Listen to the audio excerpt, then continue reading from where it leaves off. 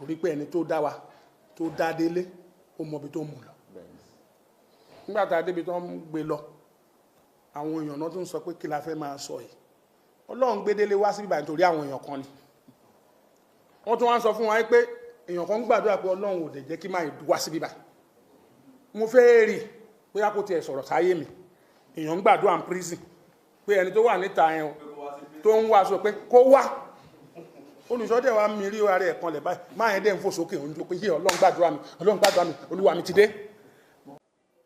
As important to come to hear our own part of the story. A fẹ́ sọ wípé ẹ ṣé torí pé ẹ rí ní kókó láti rí dájú wípé ẹ gbọ́ apá tiwa nípa ìròyìn tí ń jà ròyìnròyìn lórí afẹ́fẹ́ lọ́wọ́lọ́wọ́.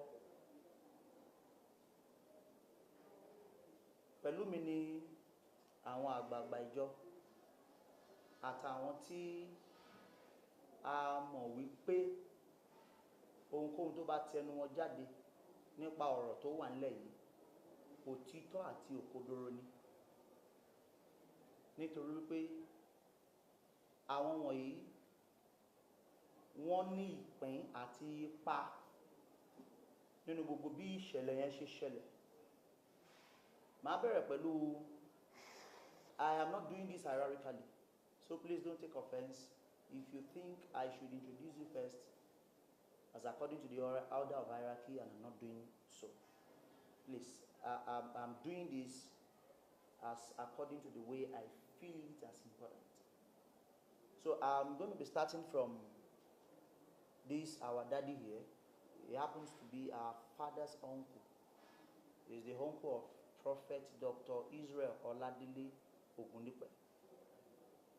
So láti bí 2002 tí arábìnrin ti wọnú ìrìn àjò bàbá wa nínú Olúwa, kò sóhun tí ó pamọ́ oríṣẹ́ mọ̀ pé gbogbo wa náà lálágbà tá à ń fọ̀rọ̀ lọ, gbogbo àjẹ̀lá ní ẹni tí a rò pé òkè a lè lọ sábà tó bá ní ohun kan tí ń bà wá lọ́kàn jẹ́. Dádì jẹ́ ọ̀kan nínú àwọn tí bàbá wa máa ń fi ọ̀rọ̀ lọ. So gbogbo bí ìṣẹ̀lẹ̀ yẹn ṣe ṣẹlẹ̀ wọ́n mọ̀ ń pa ẹ̀. Kódà nínú àwọn petitions tí bóyá ta kọ àbí tí wọ́n kọ bóyá sí àgọ́ ọlọ́pàá àbí sí ilé ẹjọ́, arílẹ̀ tí orúkọ tí wọ́n wà ń bẹ̀, alílẹ̀ tí orúkọ tèmi náà wà ń bẹ̀. Awóníyì Emmanuel ló ń jẹ́, Dáramọ́lá Samuel èmi ń jẹ́, èmi ni àkọ́bí Prophet Israel Oladele Ogundipe, but not biologically. Okay, start yẹn ò tún nídìí another. Okay, so and mo tún jẹ́ amúgbálẹ́gbẹ̀ẹ́ wọn eléyìí táwọn olóyìnbó máa ń pè ní PA, nípa orí ọ̀fẹ́ Ọlọ́run mo tún jẹ́ ọ̀kan nínú àwọn ẹnì kejì nínú iṣẹ́ Olúwa táwa ń pè ní assistant shepherd. So a ní wọn bẹ́ẹ̀ pé mẹ́ta, assistant shepherd 1, assistant shepherd 2, assistant shepherd 3. Mo máa ṣe ìfihàn assistant shepherd 2, assistant shepherd 1 ò sí níbí, èmi ni assistant shepherd 3. Pastor kọ́ minister Jabin Williams ni assistant shepherd 2. Uncle bàbá ni. Mo tún máa sáré ṣe àfihàn màmá wa nínú Olúwa, ìyá àtọ̀dọ̀ mi, Adéṣọlá Ògúndípẹ̀, àwọn ni ìyàwó dádì. Then máa ṣe àfihàn ìkan nínú àwọn bàbá wa nínú Olúwa, àwọn ni alága ìjọ yìí. He is the chairman of this church in the person of Oluwagbemiga Shedebe. Far to my right is our church secretary, Lekan Odeniyi. Lọ́wọ́ òsì mi, àlàáfíà, àwọn máa translate ẹ̀. Lọ́wọ́ òsì mi ó ní àǹtí mi Bísọ́lá, àbúrò bàbá nípa ti ẹ̀jẹ̀, blood sister. Àwọn náà ní ìpín àti ìpa nínú gbogbo ọ̀rọ̀ tó ń lọ lọ́wọ́ yìí. Tó bá tó àsìkò, bóyá tá bá ti fààyè gba ìbéèrè àti ìdáhùn. Tí ìbéèrè bá kàn wọ́n, torí àwọn ni àbúrò bàbá tó gbé ti ẹni tá à ń sọ yìí, àmọ́ tó sọ wípé ọmọ ọ̀dọ̀ ni. Okay? Then lọ́wọ́ òsì mi náà pẹ̀lú òun ni ọ̀rẹ́ bàbá tímọ́tímọ́, ọ̀rẹ́ ìjọ yìí tímọ́tímọ́. Kò sóhun tó ń ṣẹlẹ̀ tí ó hàn sí àwọn náà. Bẹ́ẹ̀ aláwọn tó tún yẹ fẹ́ àfihàn láàrin wa, àmọ́ torí àkókò, we have our media crew, the best media in the world. We have them in our midst, and we have one of the top officials in our, management team. May God help us all. Okay, we are going to be doing the briefing first, and I'm going to allow our Father in the Lord, in the person of Mr.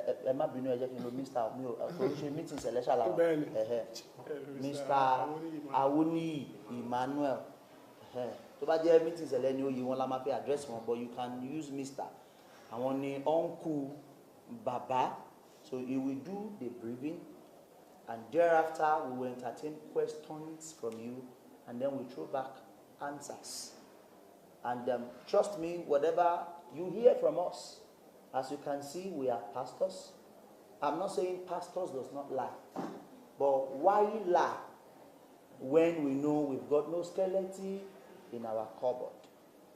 We are not saying the government, or rather the judge, hasn't done a job or probably due diligence to the case. Am I communicating?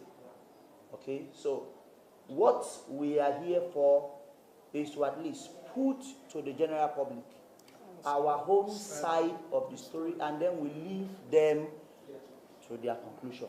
Thank you so very much.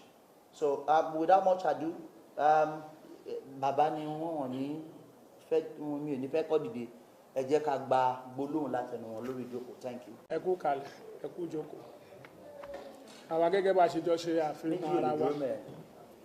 Ìjókòó tá a wà lórí ẹ̀, èsì lórí nǹkan tẹ́ ń gbọ́n gbòòrò àti nǹkan tẹ́yìn oníròyìn ń gbé tí ọ̀pọ̀lọpọ̀ wà balance. Ìdùnnú wa ni pé ẹ̀yin wá láti wá ṣe investigation journalism àti balance report to the public. Inú wa dẹ̀ dùn láti gbà yín lálejò. Gbogbo èyí tí wọ́n ń gbé lórí afẹ́fẹ́ àti amóhùnmáwòrán, irọ́ tó jìnnà sí òtítọ́ ni. Kò sí òtítọ́ kankan. Ọ̀pọ̀lọpọ̀ nínú gbogbo nǹkan tẹ́ ẹ gbọ́ pátápátá irọ́ ni tí ó sì tọ́, okay, tí ó sì òtítọ́ kankan nínú ẹ̀.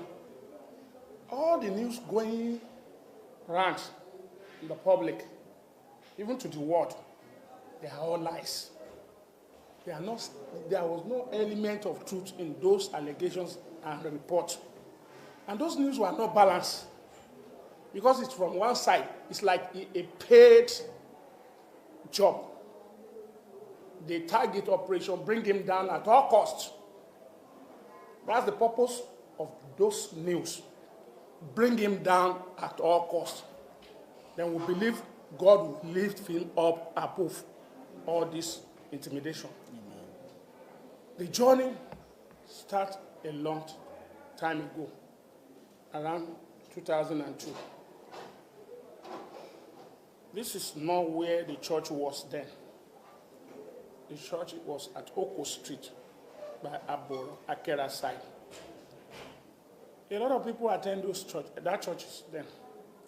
The said woman came from London and was introduced to the church by her elder sister who reside around Kola, who brought her to the church. Our shepherd was a very young boy of about 22, 23 years old. If I show you one of the pictures now, you will laugh. He was very, very young. But he was gifted, very, very strong with God. any visions against to you will come to pass. They brought this lady to that church by her sister, her elder sister. And Olusho had a prayer with her. In our church, there's no time that we decide to go to stream, bush, to do anything like Celestia used to do. So if anybody tell you that they took her to bush or church or stream to do anything of such, is a lie. I believe when he has a contact with the shepherd, our prayer was answered. She's not a Nigerian base. She stays abroad. When she saw the proof of that prayer, she fell in love. Now, how can be this young rat has this kind of power? Anybody that are familiar with London's people, lady women, you know their style. Hardly you find most of them in an husband's house. It's hardly. Now, when she got back to London, she used to call Shepherd and give him briefing how things were going with her, appreciating him for the good work of God in his life. Definitely, he has seen changes in her ways. Is it not going to bring a problem for me, small boy? You told me you have divorced your husband and we are into a relationship. We've been living here as husband and wife. I don't think I will be able to continue this journey with you. That was where the crisis started. She begged Olusho that she would handle the matter. But Olusho said, if you have divorced and you are no more together, it's another thing. I've been hearing this story around, not until I confirm. These are my evidence. That was when the separation comes. She went back to London. Olusho moved on with his life. Not long. Olusho going to marriage. While that marriage was going on, she sent somebody to come and cover the marriage. So thereafter, after the marriage, she wrote a frivolous petition to federal SARS that Olusho was threatening her life. She had women's call at home. She has this dangerous weapon. He has gun, cutlass, and all sorts of dangerous weapons. All of us know how federal SARS investigate an allegation of such magnitude. So police swing into the action. They zoom into Olusho residence in the dead night, and they bundle him out to federal SARS. After searching and found nothing incriminating. So from there, they took him to federal SARS. At federal SARS, that was when it was revealed that she was the one that wrote the petition. Police now use their discretion. Now, this is a matter between woman and a man that are into a relationship before. And simply because the relationship has started issue, let us men to waste how they can settle this matter. They now allow both of them to talk. In the room they gave to them, both of them to talk. One was asking, why did you want to destroy my future? You know me for real. Both of us live under the same roof, and you have never found me wanting with all this allegation. What have I done to warrant this? Don't destroy my future. Our response was that Shebi, I have been begging you. Shebi was begging you, I've been shakara. It is not my turn. Okay, what did you want? Tell me what you want. As at that time, he was helpless. He has nothing. So the lady now said, okay, if I will allow you to go, I remember what I spent for you, and I will be mentioning it. So you refund me all those money. First, when your child, Winner, was sick, we took him to St. Nicholas Hospital. We spent 600,000 on him. We wrote it down. When your car has issue, I borrow you 400,000 to put the vehicle back, but wrote down. When I was coming from London, I bought Ralph Lauren, and this pint that we used to wear, men used to wear, you know their quality. The dozen of the pints he bought from London, then the roofing, he sent the money for roofing Olusho's father's house at Ogundipe. So she listed all these things, and as at that time, Olusho borrowed $1 million from her. I borrowed money from my wife. When everything was calculated, it amounts to about 2.something million. Now Olusho said, I will pay you if that will bring peace. If that is what you want, please let me be in peace. But she was not satisfied with that decision. What of that left federal SARS? No, quite long. Later, she contacted another lawyer to write the petition to federal special fraud unit in the University. You can approach these police stations to verify the facts. No, we'll still give you some facts. They will be willing to furnish you with the necessary document you need. So, ẹ̀yin lẹ́ni ká máa sọ Yorùbá ká máa sọ Òyìnbó. Ìrìn àjò tó ṣe dé SARS, ó competition àmẹ́ tó competition. Ọlọ́pàá láti SARS kan dédé wá bọ́ńdù Olùṣọ́ gba ẹ̀ ń gbé akẹ́rà rented apartment. Lóru náà wá gbé wọn ló lórí èèyàn lé ó níbọn ó ládà ó nígbá ó láwo wọ́n dẹ̀ fa nǹkan sí lọ wọ́n dẹ̀ gbé lọ sáde níjì. Pàtó gbé dáde níjì kí ló dé ibẹ̀ ni wọ́n ti rí arábìnrin tá à ń sọ Ọláìdé Òní William òun ló competition. Àwọn ọlọ́pàá wa ní àwọn ti lọ lé tí wọ́n ní wọ́n ti lórí èèyàn tó níbọn àwọn ò rí nǹkan kan o. Kí lẹ̀ ṣẹ̀ nínú ìfọ̀rọ̀wọ́rọ̀ wọn lọ́hùn ni àwọn ọlọ́pàá ti mọ̀ pé ọ̀rọ̀ afẹ́ra ẹni àfáẹ́ra ẹni ló mú wàhálà dání. Wọ́n wá ní kán jọ sọ̀rọ̀ gẹ́gẹ́ bí ẹni ojú tó ti mọra wọn rí. Bẹ́ẹ̀ ló wá sọ wípé ìgbà báyìí mo ra nǹkan báyìí fún ẹ, ìgbà kan báyìí mo fún ẹ lówó báyìí, ìgbà kan báyìí mo ṣe nǹkan báyìí fún ẹ, ìgbà kan báyìí mo ra pátá fún ẹ, mo ra kíní kan fún ilé wa, mo ṣe wáyà tẹlifóònù, gbogbo ẹ̀ ló list. Olùṣọ́ dẹ̀ gbà pé màá fún ẹ ní owó yẹn tó bá ṣe pé yẹn ló máa má làáfíà wá. Bọ̀ àkókò tá à ń sọ yìí gan, Olùṣọ́gun ò tí ì lè dára ẹ̀ bọ́. Káwọn má sọ pé bóyá ó fẹ́ bọ́ọ̀yàn. Ìmísí Ọlọ́run ló ń lò. Àsàdátà àwọn èèyàn tó dẹ̀ ń rí ìyanu Ọlọ́run lọ́wọ́ ẹ̀ ni wọ́n ń ṣe lóore. Olùṣọ́ ò tí ẹ̀ fi bẹ̀rẹ̀ ayé ẹ̀ bẹ̀rẹ̀ iṣẹ́ ìránṣẹ́ yìí pẹ̀lú jìbìtì. So anybody bá ń sọ̀rọ̀ jìbìtì lénìí, àfẹ́kàn mẹ́rin jáde. Torí nínú ìròyìn tó ń lọ káàkiri, àwọn míì ń gba ògórí lórí ẹlẹ́yà. Torí ọ̀pọ̀lọpọ̀ mọ ìbẹ̀rẹ̀ ọ̀rọ̀ yìí, wọ́n kàn ń jójó ẹlẹ́yà. Ìròyìn tá à ń sọ fún ẹ calculate 2002, a wà ní 2020. Ẹlòmíì mọ Genesis bí ọdún 3, ẹlòmíì mọ bí ọdún 2, ẹlòmíì mọ bí ọdún 4. Ṣé ìrìn àjò tó ti ń bọ̀ kó tó di ọdún 4 tó ń ṣẹ̀ṣẹ̀ mọ́ ẹ̀ ṣó lè mọ́ ni? Nínú ṣọ́ọ̀ṣì tá a wà yìí gan, ìtàn tá à ń sọ ìròyìn tá à ń sọ tá bá kó ṣọ́ọ̀ṣì wa sílẹ̀, èrò wa ò tí ì tó 200 nígbà yẹn. But lẹ́ni a ti di 7,000 plus. Genesis Global ní Nàìjíríà 7,000 plus ní wá ní Dìímù àti Bíbà. So kẹ́ wo bí ìrìn àjò yẹn ṣe rí. Táwọn èèyàn bá ń sọ ó lù jìbìtì ni ó tọ́ nìkan ó mú lọ́nú gbó oríṣiríṣi fashion lẹ̀ ń gbọ́. But ẹnu ọlọ́rọ̀ lèèyàn ti máa ń gbọ́. Àhesọ kọ́ leléyìí.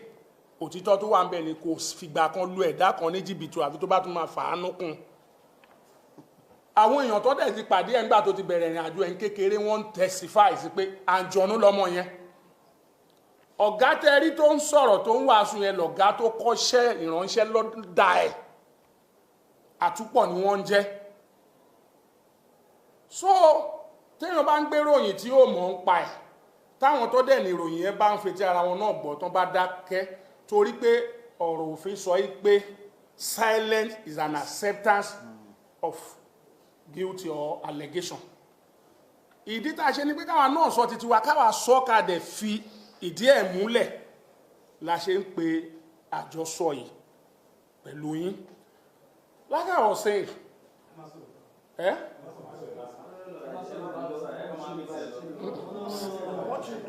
let me balance it. Okay, Daddy, bí tẹ́ bá ti sọ dé, ẹ má repeat it. Okay. Okay. So like I was saying, she was not satisfied with the decision of Federal SARS. She now wrote another petition to Special Fraud Unit. And in the police system, they have hierarchy. If you commit an offense in a lower station, and the matter was taken to lower station, if the suspect or alleged person or victim were not satisfied, they have right to go ahead. They can make a petition to attack what you level against them. It is now free for the police to take their decision. So the petition went to SFU. Getting to SFU, the commissioner of police in charge of SFU at that time was CP Olayinka Balogun. He has retired now. When I asked him, where is the complainant that alleged this man? They said, she's not here. She's in London. The man has said, is that the way to investigate case? If you allege someone and you stay over there and you want justice, I don't think you want justice. If you want justice, you will come here and face each other. So after taking his statement, he was released on bail. So the officers at SFU were now using him to trade. You know, somebody who is not criminally minded, who has never had any encounter with police, who has never had a criminal case against him before. When you're talking about police, they're always being afraid. Not a society man or a businessman who has several encounters with police, that they can be strong. So going to police, number one, is a threat to him, because he doesn't even know what can happen at the police station. He believes anytime they say go to police, police will do what you don't even expect for you. That was the reason why he was feared. He was released on bail. They used to call him, hey, Olusha, if you didn't come today, we will come and carry you. We will come and carry you. We will arrest you. Now, he met with some people. They said, those officers are now money they want. When you give them money, they will allow you to have your freedom. Sacrifice. With Toro Kobo, the day he asked 10,000, 5,000, please, when it call me, he used to give to the police. They will allow him to relax. At a later date, they will still call him. Come again. So, at a point, when he got to a point, the IPO said he was attacked by an armed robber and he was shot. And he need money if he doesn't want him to take him to court over that matter. Okay. So I met with this my brother, Daramola Samuel. He now pay money into that officer's account. At least twice. No, severally. Severally, but they lay their hand on 2 vouchers. So the day they asked him to come at SFU, I did not go with him. Getting there, they said a man came from Alausa. He has an Oladele. Olusha thought that was their commissioner of police there. When the man was instructing him, you better go and write undertaking. You write at SF, at Federal SARS, and you tell us how you want to pay your money. You now ask him to be paying 500,000 naira every month. As at that time, when he now come and say, what happened? Did you cut woman's head? What did they meet in your hands that will warrant 500,000? This will be under duress. So he said, that's what he said you should do. One man carry gun and the mobile follow him. I said, okay, if this is what they wanted to do, let's go upstairs. That was what prompted our petition to Inspector General of Police. We now wrote petition to Inspector General of Police, and the petition was referred to escort section in Alagbon. We wrote petition to escort. Why escort send signal to SFU to bring the case file? We now got to know that there are people on this matter that they really mean to oppress, suppress me. They contacted DPP. Meanwhile, before we took that step, before you wrote that undertaking, we don't know the involvement of DPP. Then, in a case like that, to our own belief, if you have any criminal matter, they will take you to a magistrate court. That was where they will arrange you, they'll give you bail, it is with the discretion of the judge. Why the escort demanded for the original case file to be transferred to escort from SFU? The IPO was looking for a way to block that. It was the CP of SFU. He has died now. I will remember his name. When I gave order that a senior authority said, transfer case, original case file with the suspect. You are not telling us that you want to send photocopy to them. Give them the original case file. The moment the original case file got to escort, all of a sudden, in the Wednesday morning like this, I was just called that some policemen, 3 of them came into this office and Bondo Lusho with Bosha shot, because he has just waken up because they did it, night program. We had the vigil. A vigil. The following morning, it was on a Tuesday. So we had the vigil on a Tuesday, then the following morning, Wednesday. So they were taking him along. The same year, 2007. No, that should be around 2007. So as they were taking him away, he called me. Said some policemen. He said he has case at Panti. He doesn't have any case. I said, which case do you have at Panti? No, you don't have case. Oh yeah, let us meet you at Panti. So on their way, they just drove straight to High Court of Lagos State Judiciary to arrange him. Before getting to the court, they've arranged press men. TVC was just started then. PM News too. PM News. Every coverage. Pre-planned. As he was getting down Just from the vehicle, they are taking his shot. Yeah. Yes. Yes. And before we could call Jack Robinson, it's all about the head. Then when they took him before the judge, Justice Mojisola Dada, she said, look, you need to bring him properly. Where is his counsel? He needs to have a representative. I can't take this case. Our harvest was about 4 days to that time. Now, when the judge said that, case closed, they need to release him. But they don't want to take the shame. They took him to DPP and took him to task force cell to detain him. We are now running hector and skelter. When we call Alagbon that has gotten the whole fat, they say no, it's not done. When we beg them at DPP, they now say we should go and look for level 14 or a rank of DPO. We now contacted them at Alagbon. The man now gave us instruction to go to Alausa police station to go and give phone to their DPO there so that I should go and take him on bail. Getting to Alausa, the man we met happens to be the man who met him just 2 weeks before then. And he prophesied to the man. The man was serving at Apapa then. And he said he see a relocation.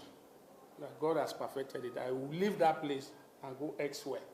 That was the man we met at Alausa as a DPO. Even he was anxious. He wanted to come here, to come and appreciate him because it was his wife. While he was lacing his shoes. So why we bombard him at his come office? to the church. He called me, Siroko, what is the problem? I'm going to school. One short man like this is a devil. He talked with God, and God answered him. I want to go and appreciate him. Please don't disturb me. I'm in a so I said, which man now? Ìyá ìlú mú mi lọ sí church here. Ní alágbàdo nínú mo ní kí lórúkọ ẹ ṣe kò Genesis. No, Genesis. Mo ní torí Genesis la ṣe wá.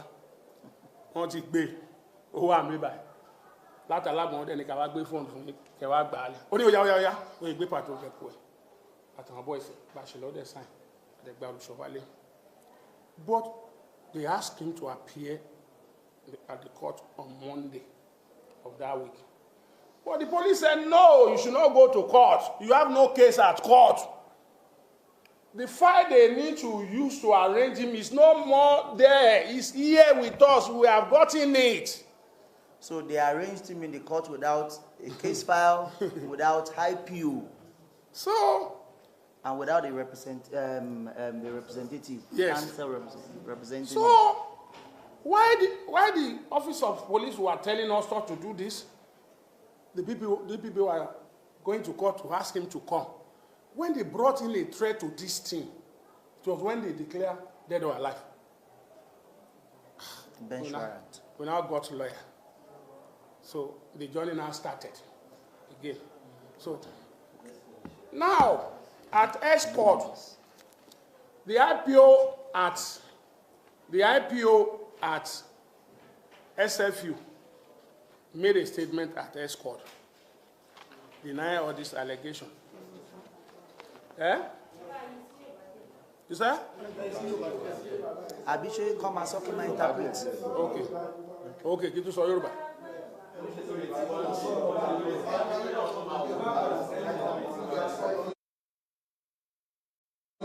Ẹ máa sọ lọ Yorùbá. So IPO ọlọ́pàá ẹni tó ń gba ẹjọ́ sílẹ̀ tó ń kọ ọ̀rọ̀ sílẹ̀ lọ́dọ̀ ọlọ́pàá ó ti lọ síbi tí a competition sí pé wọ́n ń fi ọwọ́ ìjọba rẹwà jẹ wọ́n dẹ̀ ti gbọ̀rọ̀ lẹ́nu títí ẹ̀ náà even lórí owó tá a ló fipá gbà lọ́wọ́ wa ó ti sọ̀rọ̀ ń pa ẹ̀ gbogbo àwọn tó wà ní tìmù wọn ó wá ní àwọn ọlọ́pàá mẹ́ta tó wá gbé olùṣọ́ níbí báyìí pàǹtí ni wọ́n ti ń serve wọ́n dẹ̀ kọ signal síbẹ̀ pé kán produce wọn bọ̀ wọn ò jẹ́ kán yọjú torí agbára tí ó wà sáwọn ọlọ́pàá lágbọ̀n torí ọlọ́pàá fẹ́ dismiss wọn wọ́n dẹ̀ fẹ́ mọ̀ pé ṣé right yín ni láti lọ gbé yàn ṣé bọ́ ọlọ́pàá ló ń gbé suspect lọ kóòtù ẹ̀yin wọ́n ní kẹ́ fún wọn ní security ni ìtẹ́ ìṣe afẹ́ gbọ́ ti tẹnu yín wọn ò dẹ̀ lè yọjú. Now kí n tó lọ jìnnà arábìnrin tá à ń sọ pé ìrìn àjò pa wọ́n pọ̀ yìí ó ti gbìyànjú gbogbo ọ̀nà pé kólùṣọ́ wá sílùú òyìnbó ní gbogbo ọ̀nà ó kọ invitation ó send passport ẹ̀ ó attach statement of account ẹ̀ òun rè Barclays Bank òun rè gbogbo document ẹ̀ wò ó attach ẹ̀ tí olùṣọ́ máa gbé lọ sí embassy wọ́n deny olùṣọ́ wọn fún wọn kẹ́ ẹ lè mọ level ẹni tó ń sọ̀rọ̀ fraud ní o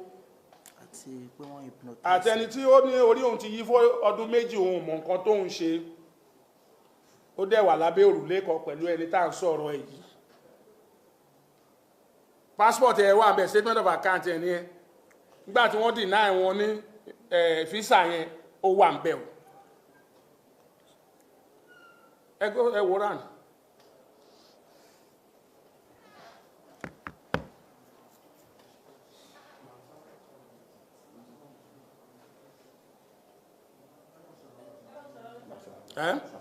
so mátà yẹn ó wà ní ọ̀dọ̀ ọlọ́pàá lálágbọ̀n kóòtù ń ṣe tí wọ́n lọ lọ́yà wa ń lọ sí kóòtù adájọ́ yẹn ṣàyàrí títí gbà tó yá agbégbèsè pé ẹ má fi ìyàjẹ́ wà ilé ẹjọ́ náà ni last open mercy sí ẹgbọ́ títí wà bó ṣe rí rèé kò pẹ́ ni wọ́n gbé adájọ́ yẹn kúrò ńbẹ̀ òun ò dẹ̀ tí ìbẹ̀rẹ̀ kéèsì yẹn gbà yẹn wọ́n bá gbé fún ẹlòmíì ẹni tó gbé fún ìgbàgbọ́ wa pólójú àánú ni torí ó ní ọ̀rọ̀ tí wọ́n sọ ń gbà ẹ̀ pé tó bá yẹ pé ìdájọ́ òdodo la fẹ́ òun máa fún wa pé kí lọ́ọ̀yà wa jọ̀ọ́ kó jẹ́ kó olùṣọ́ yọjú àwọn ọlọ́pàá ní kó má yọjú ok lọ́ọ̀yà wa bá kọ lẹ́tà sọ ọlọ́pàá pé ǹjẹ́ tí ẹ̀ lẹ́yìn investigate kó tó tákòókò yẹn allegation tó sọ sí gbogbo ayé ni pé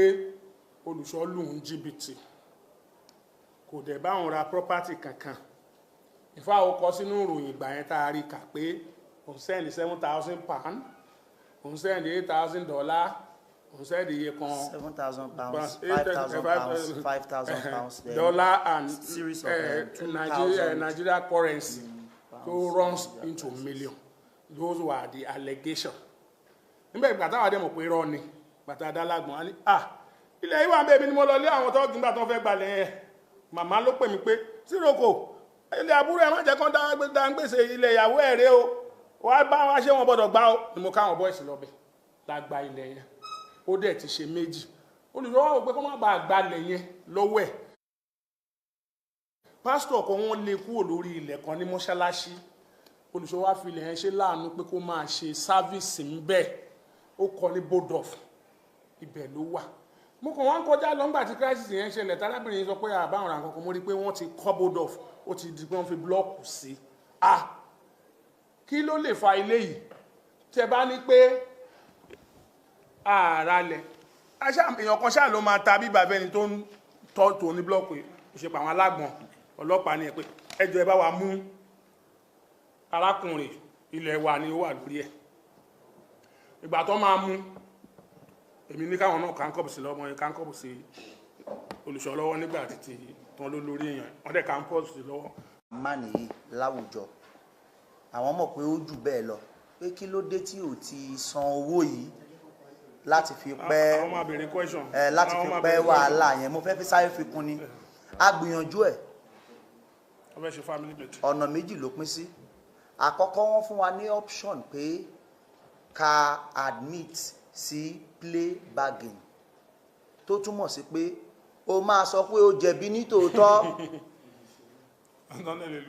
and tó bá sọ pé o jẹ̀bi ní tòótọ́ wọ́n á wá pín sẹ́ńtẹ́ǹsì ẹ̀sùn ẹ̀ wọ́n á pín sí méjì wọ́n á tún ní kó lọ sanwó ṣé ká wá sọ pé a jẹ̀bi ohun tí a jẹ̀bi ìyẹn àkọ́kọ́ ẹlẹ́ẹ̀kejì gbogbo àwọn tí ó ń represent arábìnrin yìí torí at the point tó di ẹjọ́ Prophet Israel Oladele Ogunnipe àti DPP of Lagos State ṣe understand so àwọn adájọ́ wọ̀nyí ò ṣetán láti entertain ká sọ̀rọ̀ ní tùbínùbí torí gbogbo èèyàn lórí ìrìn àjò ẹni bá jẹ̀bọ́ sọ́nà dandan ní láti mọ ibi tó ń lọ so ká ní wọ́n ti mọ ohun tí wọ́n fẹ́. so bí ìrìn àjò yẹn dẹ̀ ṣe wá ń lọ yẹn tá a ti wà ní kóòtù tá a dẹ̀ ń bá gbogbo ẹ̀ lọ ìdí tí ẹ ṣe gbáriwo nípa ọ̀rọ̀ yìí tí a ṣe lè pé ẹ gbà wá wípé òfin sọ pé ẹjọ́ tó bá ti wà nílé ẹjọ́ tí wọ́n ti dá kò sẹ́ni tó gbọ́dọ̀ mú ẹnu lọ síbẹ̀ ìyẹn ló ṣe di àkókò yìí kéèsì tí gbogbo wọn ń fẹ̀ lójú yìí kò ṣẹ̀ṣẹ̀ ṣẹlẹ̀ o tá a bá sunkún a máa ń ríran ìròyìn tẹ́ ẹ gbọ́ àbí ìtàn ń sọ òtítọ́ tó jìnnà sí irọ́ ni àbí irọ́ tó jìnnà sótítọ́ ni ọ̀rọ̀ lẹ gbọ́ látẹnu wa ẹ̀rí dẹ̀ la fi hàn yìí gbogbo nǹkan tẹ́ ń wo àwa kọ́ la dọ́kítọ̀ ẹ̀. sorry ẹ jọ̀ọ́ fún mi ní kinní yẹn mo fẹ́ draw attention wọn sí conclusion. ẹ rìpọ́ọ̀tù ọlọ́pàá. have you seen it? bring it let me. you've seen it? are you sure? on the line ní kọ̀ọ̀kan. so with those response sir ma mo believe pé tẹ́ bá wò dáadáa. àbí kí n kà á ẹ jẹ́ kí n kà á yes ẹ jẹ́ kí n kà á. mo fẹ́ kí ẹ kó èmi fẹ́ mo fẹ́ mo wá bí àbáni pé ká kọ́kọ́ ṣe ti Yorùbá ẹ̀ complete fún English pé ká read the Yorùbá ẹni túmọ̀ ẹ̀kọ́ ní ká kọ́kọ́ parí ti Yorùbá yẹn. ok ẹ parí ti. ẹ ká kọ́kọ́ parí ti Yorùbá torí àwa padà. ok torí àwa mo fi sọ̀rọ̀. so as bí mo ṣe ń bá a lọ ṣé ń gbọ́ mi bí mo ṣe ń bá lọ ilé ẹjọ́ lọ́rọ̀ yẹn wà láti gbà yẹn. àdẹ̀wò pé a ti parí ẹjọ́ rírò àwọn náà dẹ̀ ti parí ẹjọ́ rírò ìdájọ́ ó wà lọ́wọ́ Ọlọ́run ẹjọ́ dídá àwọn ò lágbára lórí ẹ̀ olúwa mi náà máa ń pe adájọ́ ní tó bá dẹ̀ ti sọ lábẹ́ gé àwa ò kàwé òfin àdẹ̀ kì í ṣe adájọ́ à ń ṣe lọ́ọ̀yà àwọn ni áńgù tó kì sí wọn àwọn náà rí bó ṣe jọ lójú ti wọn làwọn ṣe ṣèdájọ́ ti wọn àwa ò lè sọ pé wọn ò mọṣẹ́ wọn torí pé àwa ò kì í ṣe adájọ́ so ẹjọ́ tí wọ́n dá fún wa a nígbàgbọ́ pé ó yé Ọlọ́run a nígbàgbọ́ pé Ọlọ́run ló mọ gbogbo ẹ̀ ẹ̀sùn méjì ni wọ́n láwọn gbé ìdájọ́ àwọn lé lórí wọ́n ní alákọ̀ọ́kọ́ owó tí wọ́n ní kó tọwọ́ bọ̀wé pé òun jẹ ó lóun gbé ìdájọ́ nǹkan lórí yẹn ó ní 8.5 million nìyẹn ẹlẹ́ǹkejì ó láà bá ara ilé olùṣọ́ bá ara ilé kò dẹ̀ hand over ẹ̀ fún whereas document ilé yẹn wà nínú fáìlì tó wà lálágbọ́n ilé dẹ̀ wà ń bẹ̀ o ẹ béèrè ládùúgbò anybody káwa má tẹ̀lé yín lọ tẹ́ bá fẹ́ lọ ṣe ẹ béèrè ládùúgbò pé ta ló níbẹ̀ pátápátá wọn níyàwó olùṣọ́ àbíkẹ́ lómi sọ pé Genesis document yẹn orúkọ ẹ̀ ló wà kò sẹ́ni tó bá a dù wọ́n ti jọ wá síbẹ̀ rí o nígbà tó máa délé ẹjọ́ nígbà táwọn débẹ̀ lọ́jọ́ kẹta wọ́n lé ẹ̀wọ̀n kúrò ta ló lé wọn ó yọ lọ́rùn á fa àsìkò yìí dúpẹ́ lọ́wọ́ adájọ́ lọ́pọ̀lọ́ wọn ò ní jọba Ọlọ́run á máa wà pẹ̀lú wọn á dẹ̀ máa fún wọn ní okun àti agbára àwa ò lè sọ pé wọn ò ṣe dáadáa torí pé ẹni tó dá wa tó dá délé ó mọbi tó mú lọ nígbà tá a débi tó ń gbé lọ àwọn èèyàn náà tún sọ pé kí la fẹ́ máa sọ yìí Ọlọ́run gbé délé wá sí bíbá nítorí àwọn èèyàn kan ni wọ́n tún wá ń sọ fún wa pé èèyàn kan gbàdúrà pé Ọlọ́run ò dẹ̀ jẹ́ kí máa wá sí bíbá mo fẹ́ rí pé a kò tiẹ̀ sọ̀rọ̀ sáyé mi èèyàn ń gbàdúrà ní prison pé ẹni tó wà níta yẹn o tó ń wá sọ pé kó wá olùsọ́dẹ̀ wa mi rí ara ẹ̀ kan lẹ̀ báyìí máa yẹn dẹ̀ ń fò sókè òun jó pé yé Ọlọ́run gbàdúrà mi Olúwa mi ti dé. nígbà tí yẹn máa rí olùsọ́ ní ògo tó ń dààmú ògo ló wọlé yìí ògo lélẹ́yìí o ògo lélẹ́yìí o ògo lélẹ́yìí bọ́dọ̀ tí mo gò yìí wá so ẹ jẹ́ ká dúpẹ́ lọ́wọ́ Ọlọ́run àwa a condemn anybody but n tá à ń fi àsìkò yìí sọ fún yín ni pé n tẹ́ ń kà lórí afẹ́fẹ́ ẹlòmíì ò dé kóòtù o àwọn mẹ́ta tó wọnú kóòtù rèé o arákùnrin ẹbí arábìnrin yẹn kan méjì ni wọ́n bọ́bá dájọ́ ṣe wọlé owó kọ́ wọn lè jáde obìnrin ni tó kù èmi àti ìkan nínú wọn tó wá then àti àwọn adájọ́ lẹ́yìn àwọn yẹn kò sẹ́ni other person àti lọ́yà so tẹ bá wá sọ pé tẹ bá gbọ́ nínú ìròyìn pé ó ń sunkún ó ń bẹ adájọ́ ló ṣe sọdún méje dọdún kan tọ̀ àwọn ọmọ mi wọn mọ bí tán ti rí àwa àgbà yìí pé Ọlọ́run ni so bó ṣe jẹ́ nìyẹn BBC Yorùbá ẹ ṣé àdúpẹ́ lọ́wọ́ yín tẹ bá wá níbi èrè o àwọn àfọ̀n yín. So before ká tó entertain questions ṣe ń gbọ́ máa fẹ́ sáré ka paragraph yìí fún wa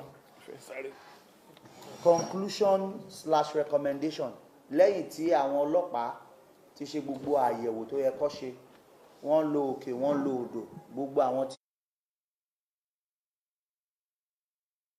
tí ọ̀rọ̀ yìí kàn bóyá tí ẹni tí ó fi ẹjọ́ sùn àbí àwa tí wọ́n fi ẹ̀sùn kàn tá a dárúkọ wọn nínú ọ̀rọ̀ yìí pé ẹ lè bẹ̀ wọ́n wò láti gbọ́ láti ẹnu wọn lẹ́yìn tí wọ́n ti lọ sọ́tún lọ sósì ohun tí gbogbo wọn padà sọ àti àyẹ̀wò táwọn ọlọ́pàá ṣe wọ́n wá sọ ọ̀rọ̀ yìí wọ́n recommend fún adájọ́ ohun tí wọ́n sọ ní. In the course of in-depth investigation into this case, the office requested and collected one case file from SFU, Special Fraud Unit, in respect of an alleged case of fraud reported by one Mrs. Laide Williams Oni against Pastor Israel Oladele Ogundipe. Also retrieved was another case file from Special from Federal Special Anti-Robbery Squad, SARS, which was reported by the same Mrs. Laide Williams Oni, alleging threatening violence against the same pastor, Oladele Ogundipe. Both case files were meshed together and harmonized with the subsequent complaints of Prophet Israel Oladele Ogundipe, and the following recommendations are made. 1. That the complaint of threatening violence could not be established. 2. That a case of obtaining money under false pretense could not be established against Prophet Israel Oladele, Pastor Israel Oladele Ogundipe, because Mrs. Olaide Oni has admitted the receipt of the landed property which she earlier denied. If you want me to go further, okay. That Inspector Ibrahim Sadiq should be made to face orderly room trial to prove that the money paid into his account was not an inducement but on compassionate ground for his ill health. Number 4, that the 3 policemen are passed to the Director of Public Prosecution, DPP, Sergeant Osaru Okoro, CPL John Dume, and CPL Adeyemi Kazim, who arrested and arraigned the petitioner without following due process and refused to report to escort section despite our signals, should be interdicted to enable us to have access to them for a detailed investigation over their complicity in the matter. However, the case file has been duplicated and sent to Lagos section, Lagos, for advice and prosecution, while the duplicate of the inconclusive file with DPP, Director of Public Prosecution, Lagos, will be retrieved for report and further directives, please. Then signed by ACP Mofina Innocent C, Assistant Commissioner of Police, for Commissioner of Police Department, FCID, X Squad, Alagbon Close, Lagos, Ikoyi, Lagos. Thank you. The inconclusive file that they asked Lagos State government to bring to them, inconclusive file, because a duplicate inconclusive file was sent to DPP for advice. That was the one they used to arrange Olusho. And in anywhere in police investigation, if there is an allegation against your investigation, you have to, the file needs to be retrieved and taken to a newest investigation body, which they did not honor. So they are arranging with inconclusive file from SFU. That was the scenario.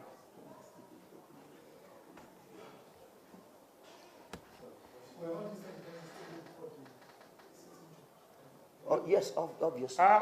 All these things were in, what I will just tell you about this. So are we entertaining questions now? Oh yes, so you can come your up with your questions. question. Let me answer you. All these things were mentioned at the court. All these counter response were made. You know, cross-examination comes up. all these things were dealt with at the court. But like I rightly said in Yoruba, we don't teach the judge his job. You know why and how he found him guilty of those offenses. But all these things were tender. Even though all those policemen were invited, they were Saipona to come and testify, and they testify. If the final written address is not here, because it's with our lawyer, we will have seen the statement of each and every one that came for that prosecution. The IPO denied. He said they were not the one that brought the matter to court. And what they did on that matter was that they took statement of the accused person, and that was when, after that, he was attacked by armed robber. The second man, who happens to be a policeman, also said they were transferred. So they didn't do anything much on that case. Another question.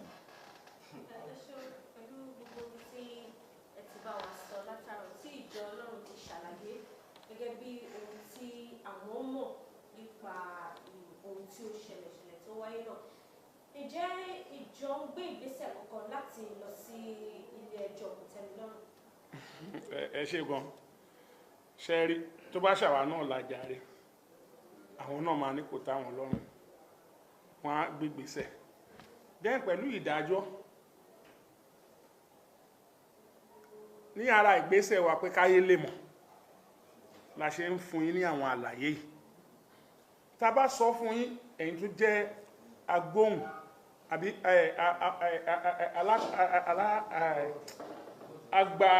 agbọ̀rọ̀dùn tẹ́lẹ̀ bá wa spread ẹ̀ sí gbogbo ayé. Ìyẹn number one nínú ìdájọ́, wọ́n ní public opinion ó máa matters most. Okay, a ṣe program lẹ́nìí, a rí èèyàn 10 million, 10.1 million. 10,001. 10 million. Okay, 10,000.1 tí wọ́n share. No, tí wọ́n wò live. A dẹ̀ rí èèyàn 2 million plus to love. 2.9 to love. A dẹ̀ rí shares.